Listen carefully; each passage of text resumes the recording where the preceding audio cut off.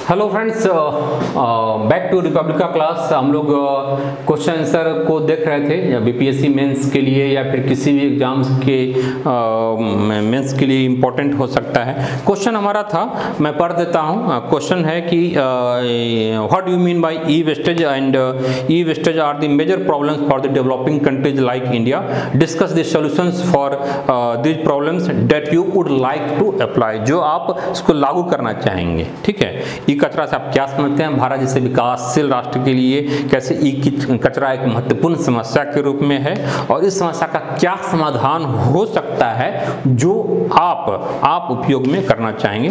तो इसमें जितने सारे इंपॉर्टेंट वर्ड, की वर्ड है, उसको अंडरलाइन कर लेना। इससे ई कचरा क्या है, एक इंपॉर्टेंट वर्ड हुआ।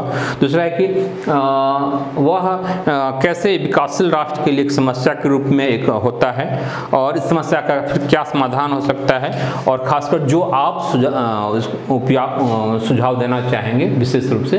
तो इसमें है कि सबसे पहले इस क्वेश्चंस में कि ई वेस्टेज क्या है, तो ई वेस्टेज को आप दिखा देंगे कि e wastage is electronic wastage generated due to the disposal of the day to day usage of electronics items like TV, computers, refrigerators, printers, remote control etcetera वगैरह। ठीक है, तो ई वेस्टेज को आप दिखा देंगे कि ई वेस्टेज है क्या, कैसे, फिर कैसे इसमें ई वेस्टेज में जो इलेक्ट्रॉनिक वेस्टेज होता है, जो इलेक्ट्रॉनिक्स आइटम होता है, एक समय के बाद वो खराब हो जाता है और उसका सही डिस्पोजल नहीं हो पाता है, क्योंकि हमारे यहाँ डिस्पोजल सिस्टम का अभाव है, तो वह कूड़े के रूप में तब्दील हो जाता है और वह काफ़ी हार्मफुल होता है। हार्मफुल किस रूप में होता है? तो electronic wastage contains harmful substance like mercury, lead, lithium, ये सारी चीज़ें इसमें क्या है, जो रेडियो एक्टिविटीज, रेडियो एक्टिव वाला हैवी मेटल्स होता है, ठीक है, मटेरियल्स होता है, तो सारी चीज़ें इसमें होती है। आर्सेनिक होता है, लिथियम होता है, वो हमारे स्वास्थ्य के लिए काफ़ी हानिकारक होता है। यह जो हैवी मेटल्स होता है वह क्या होता है? नॉन बायोडिग्रेडेबल आइटम्स होता है,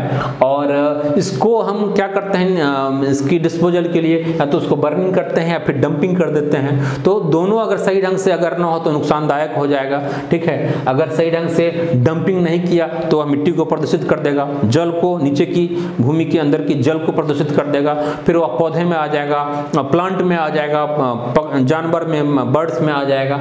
ठीक है, और फिर फसल में आ जाएगा, फिर हमारे पूरी की पूरी एक हमारे खाद्य श्रृंखला में, एक फूड चेन में आ जाएगा, और मनुष्य को इफेक्ट करेगा। मनुष्य को कैसे इफेक्ट करता है? तो पूरी की पूरी ह्यूमन बॉडीज को, ह्यूमन बॉडीज में क्या होता है कि हम चाहे हमारा, चूंकि एक टॉक्सिक होता है, हमारे न्यूरॉन्स में, हमारे न्यूरोलॉजिकल सिस्टम में यह आ जाता है, हमारे रेस्पिरेटरी सिस्टम में आता है, श्वास के माध्यम से अंदर आ गया तो हमारे रेस्पिरेटरी सिस्टम को हार्मफुल पहुंचाता है। फिर इसमें क्या, हमारे रिप्रोडक्टिव सिस्टम्स को हानि पहुंचाता है। तो रिप्रोडक्टिव सिस्टम को हानि पहुंचाना आप समझिए कि कितना महत्वपूर्ण, कितना मतलब नुकसानदायक हो सकता है, यह कैंसरस हो सकता है। तो इस प्रकार से काफ़ी ये हानिकारक है। ठीक है, और हमारे हार्मोनिक इफेक्ट इसका होता है, हमारे हार्मोन्स को भी प्रभावित करता है, तो बहुत बैड इफेक्ट है इसका। फिर जो बर्निंग और डंपिंग दो तरीका होता है, उसमें सही ढंग से इसका यूज नहीं किया गया तो हमारे सॉइल को, वाटर को और एयर को अब जलाएंगे, वो हवा में जो वह क्या हो जाएगा, एयर में वह मिल जाएगा और हमारे श्वसन सिस्टम में वह आ जाएगा। ठीक है, तो ये सारी चीज़ को दिखाना है आपको। फिर उसके बाद फिर प्रॉब्लम कैसे क्रिएट करता है, तो प्रॉब्लम क्या है कि कैसे जो विकासशील देश है वह क्या होता है, खासकर विकासशील डेवलपिंग कंट्रीज लाइक इंडिया, इसमें विकासशील कंट्रीज में क्या होता है कि चूंकि हाई पॉपुलेशन है, डेंसिटी भी ज़्यादा है और हायर कंज्यूमर ग्रुप से है, तो इस कारण से भी अधिक से सब लोगों को, मतलब यहाँ पर 130 करोड़ पॉपुलेशन है, तो सबको मोबाइल चाहिए, सबको टीवी चाहिए, फ्रिज चाहिए, तो पॉपुलेशन ज़्यादा है और कंज्यूमर ग्रुप्स बहुत बड़ा है, तो इसलिए भी डेवलपिंग कंट्री में ये समस्या ज़्यादा है। फिर डेंस पॉपुलेशन के कारण हाई रिस्क रिस्क केस है, ज़मीन का अभाव है, कहाँ डंप आप करेंगे। दूसरी बात है कि सस्ती टेक्नोलॉजी, चूँकि हमारी टेक्नोलॉजी बहुत अच्छी नहीं है तो दूसरे देश से हम इंपोर्ट कर लेते हैं सस्ते में, या सेकेंड हैंड आइटम्स, या फिर चाइना जैसी इलेक्ट्रॉनिक्स आइटम्स को सस्ते में लोग खरीद लेता है, जो कि काफ़ी हानिकारक होता है, यानी उसमें ड्यूरेबिलिटी काफ़ी कम होती है। ड्यूरेबिलिटी कम होगा तो वो जल्दी खराब हो जाएगा, ई वेस्टेज में कन्वर्ट हो जाएगा।